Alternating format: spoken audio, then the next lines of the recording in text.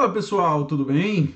Sejam muito bem-vindos, meus amigos, a mais um encontro deste nosso projeto acerca do direito administrativo.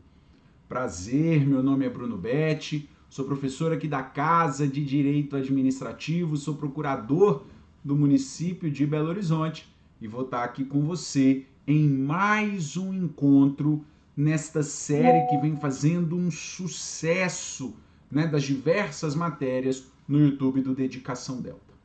Pessoal, antes de nós iniciarmos o nosso encontro, eu quero mais uma vez me colocar à disposição de você lá no meu Instagram, @BrunoBetCosta, para aquilo que você precisar de tirar dúvidas deste nosso encontro, bem como de qualquer outro ponto do direito administrativo.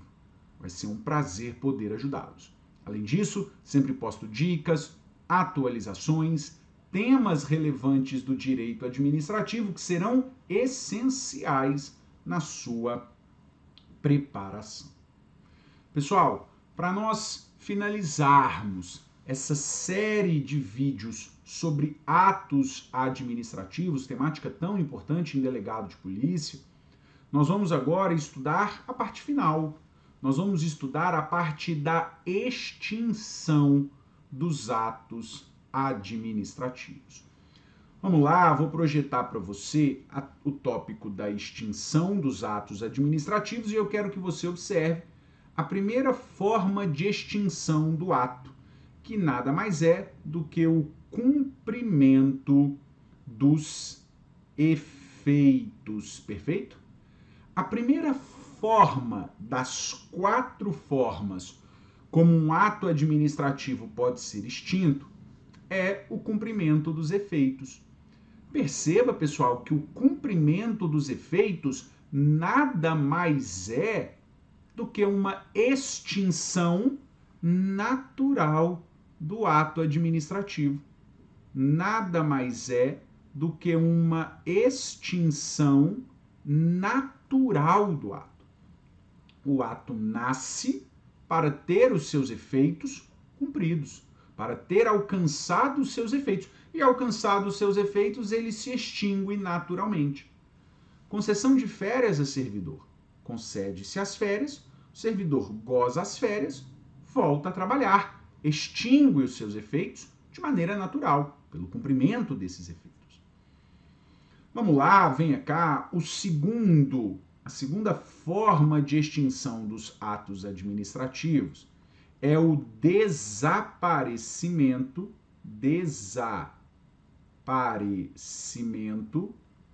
do sujeito ou do objeto. O desaparecimento, o perecimento do sujeito ou do objeto. Veja, venha cá. Desaparecimento do sujeito. O destinatário do ato administrativo, o destinatário sobre o qual o ato administrativo iria recair, se extingue. Vem cá, é também chamada de extinção. Subjetiva. É chamado de extinção subjetiva, desaparecimento do sujeito, do destinatário do ato. Nomeação de servidor. Nomeia-se o servidor e ele morre. É o desaparecimento do sujeito, extinção subjetiva. Já a extinção, o perecimento, desaparecimento do objeto é também chamada de extinção objetiva.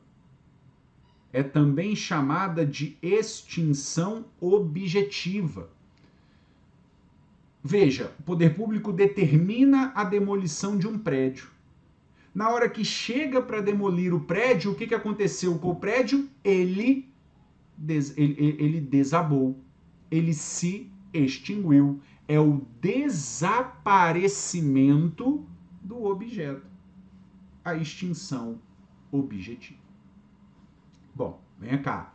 Terceira situação de extinção do ato administrativo. É exatamente a chamada renúncia. É a chamada renúncia do ato administrativo. Renúncia é renúncia em todo local, pessoal. O destinatário do ato abre mão da prática daquele ato. O destinatário do ato abre mão da prática daquele ato, que, claro, precisa ser um ato benéfico, porque não há que se falar em renúncia de ato que é prejuízo para o sujeito, né? Porque aí sempre haverá. A renúncia, então, é abrir mão de um ato benéfico. Agora, a forma mais importante de extinção do ato administrativo, tópico 4, é a chamada retirada. Por que a retirada é a mais importante? Porque dela nós obtemos outras 5 formas de extinção. Da retirada, venha cá, pessoal, eu tenho a cassação, eu tenho a caducidade, eu tenho a contraposição ou derrubada, tenho a anulação e tenho ainda a revogação. Essas são as formas de retirada do ato administrativo: cassação, caducidade, contraposição ou derrubada, anulação e ainda a revogação. O que nós vamos fazer aqui, pessoal? Estudar cada uma dessas formas de extinção. É para isso que nós temos esse nosso vídeo, porque aqui é o cerne do nosso estudo, do que eu quero que você saiba. Então vamos lá. Primeira hipótese de extinção, cassação. Anote para mim, pessoal, que a cassação é uma espécie de retirada do ato. A cassação é uma espécie de retirada do ato, pelo qual o destinatário do ato deixa de cumprir requisito necessário estabelecido em lei. O destinatário deixa de cumprir requisito necessário para a prática do ato estabelecido em lei. Deixa de cumprir requisito necessário estabelecido em lei para a prática do ato. É você, por exemplo, que toma várias multas de trânsito e ultrapassa a pontuação limite. Vem o poder público e cassa a sua carteira de motorista. Isso é a cassação do ato administrativo. Descumprimento de requisito necessário à sua prática. Bom, vamos lá. Segunda forma de extinção, a caducidade do ato administrativo. Caducidade do ato.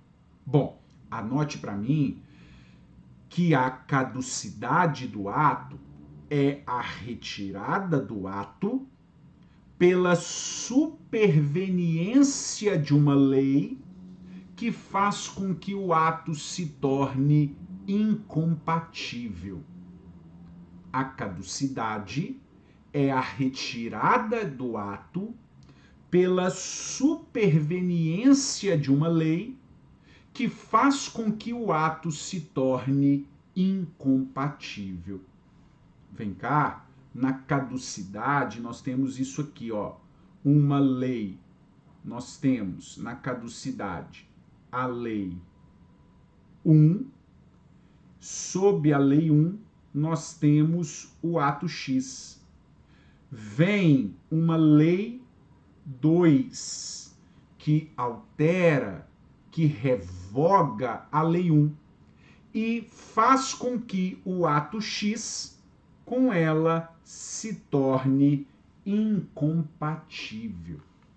Isso é a chamada caducidade do ato administrativo. Superveniência de uma lei que faz com que o ato anterior com ela se torne incompatível. Preste atenção, venha cá, faça uma OBS, que a caducidade do ato é diferente da caducidade do contrato de concessão. A caducidade do ato é diferente da caducidade do contrato de concessão, que está previsto lá no artigo 38 da Lei 8987. Artigo 38 da 8987 vai dizer: caducidade é a extinção do contrato de concessão pela inexecução total ou parcial, do contrato de concessão pela concessionária. A concessionária inexecuta total ou parcialmente o contrato de concessão. Aí nós temos caducidade do contrato de concessão. Pois muito bem. Ainda veja, como uma terceira forma de extinção, além da cassação e da caducidade, nós temos a contraposição ou derrubada. Perfeito? Contraposição ou derrubada. Anote para mim que na contraposição ou derrubada, nós temos a retirada de um ato administrativo pela superveniência de um outro ato de efeitos contrários. Nós temos a retirada de um ato pela superveniência de um outro ato de efeitos contrários. Vem cá, exemplo clássico é a nomeação seguida da exoneração. Atos de efeitos contrários, nomeação seguida da exoneração. Pois muito bem, falamos das 3 primeiras formas de retirada. Mas sem sombra de dúvida, eu preciso passar com você nas 2 formas mais relevantes de extinção dos atos administrativos, as 2 formas mais relevantes de retirada. Vem cá. Eu preciso falar com você da anulação e nós vamos fazer uma tabela: anulação de um lado, revogação de outro. Anulação versus revogação. Pessoal, na anulação, nós estamos diante de um ato ilegal. O ato que vai ser anulado é um ato ilegal, que viola a lei, que viola princípios. É um ato ilegal. Já na revogação, o ato que vai ser revogado é um ato legal, é um ato lícito, que não é mais oportuno ou conveniente. É um ato legal. Para ser revogado, o ato precisa ser legal, lícito, mas que não é mais oportuno ou conveniente.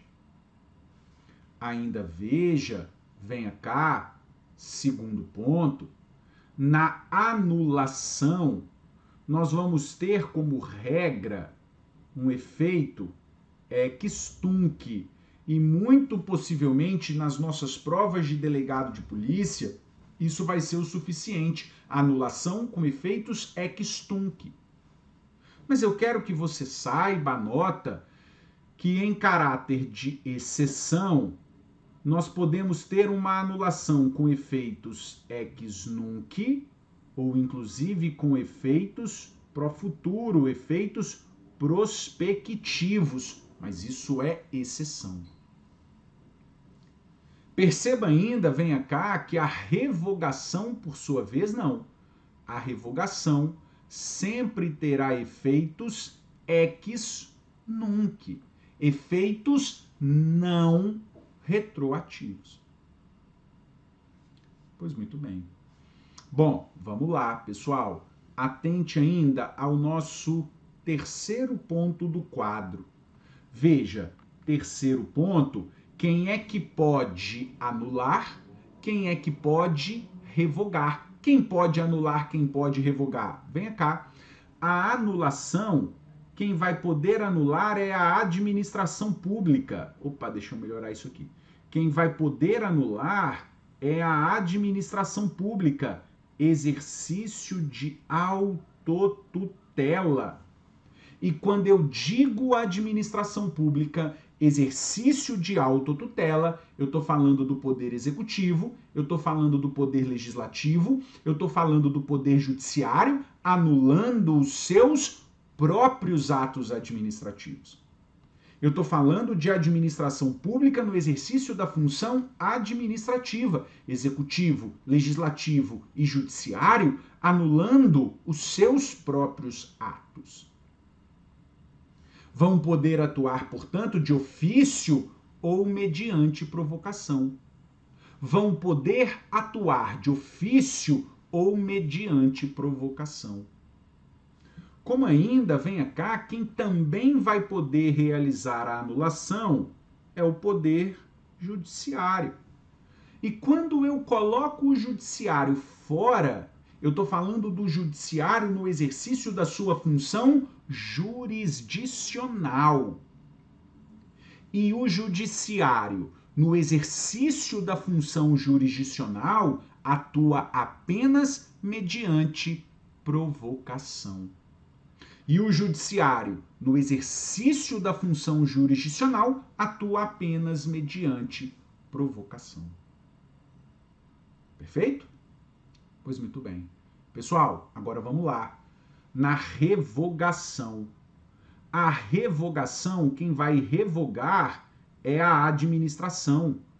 Exercício de autotutela. É a administração, poder executivo, legislativo e judiciário, revogando os seus próprios atos. É o judiciário revogando o seu concurso, revogando a sua licitação. A mesma coisa com o executivo e o legislativo. Atuando de ofício ou mediante provocação. Vem cá, perceba, anote que eu não vou colocar o judiciário aqui fora. Eu não coloco o judiciário de maneira autônoma, revogando atos. Porque o judiciário, no exercício da sua função jurisdicional, não faz o controle de mérito. Não faz o controle de mérito, não faz a revogação de ato administrativo. Apenas no exercício da função administrativa o judiciário vai fazer. Perfeito? E vamos lá. Para finalizarmos esse quadro que eu quero trazer para você, venha cá. Eu quero que você anote atos não revogáveis. Não revogáveis. Ou, em outras palavras, atos que não são passíveis de revogação. Atos que não são passíveis de revogação. Venha cá. Os três primeiros eu nem precisaria te dizer. Você já teria que saber naturalmente. O primeiro ato que não pode ser revogado, não existe hipótese dele ser revogado, venha cá, é o ato ilegal. Ora, ato ilegal não pode ser revogado. Porque é pressuposto para que haja a revogação que o ato seja legal. É pressuposto para que haja a revogação que o ato seja legal, que o ato seja lícito. O ilegal, ou ele é anulado, ou vai haver a convalidação. Venha cá, também não pode ser revogado o ato vinculado. Ato vinculado não pode ser revogado. A revogação pressupõe uma análise de oportunidade e conveniência. A revogação pressupõe uma análise de oportunidade e conveniência. E o ato vinculado não possui. E ainda não pode ser revogado o ato exaurido, ou também chamado de ato consumado. Ato exaurido, ato consumado, não pode ser revogado. Por quê? O ato exaurido, o ato consumado, é aquele que já produziu os seus efeitos e que, portanto, foi extinto naturalmente. Bom, vamos lá. Também não pode ser revogado. 4. O ato que integra procedimento. Ato que integra procedimento não pode ser revogado. Porque, veja, o ato que integra procedimento, quando, observe, nós estivermos diante de um procedimento, quando nós estivermos aqui, por exemplo, eu não posso voltar para tentar revogar esse ato anterior, porque ele já se extinguiu, porque ele cumpriu os seus efeitos na ideia do ato consumado. Bom, vem cá. Também não pode ser revogado o ato que gera direito adquirido. Ato que gera direito adquirido. E o sexto, que não pode ser revogado, são os chamados atos meramente administrativos, ou também chamados de atos enunciativos. Atos meramente administrativos, ou também chamados de atos enunciativos, o parecer, atestado e a certidão. São chamados de atos meramente administrativos, são chamados de atos enunciativos e não podem ser revogados. Pessoal, eu quero te chamar a atenção a uma coisa aqui. Venha cá. Cuidado que nós temos a súmula 473 do STF e nós temos o artigo 53 da Lei 9784 de 99. Ambos vão falar da anulação de atos administrativos ilegais. O que eu quero te chamar a atenção, venha cá, é que a súmula fala que a administração pública pode.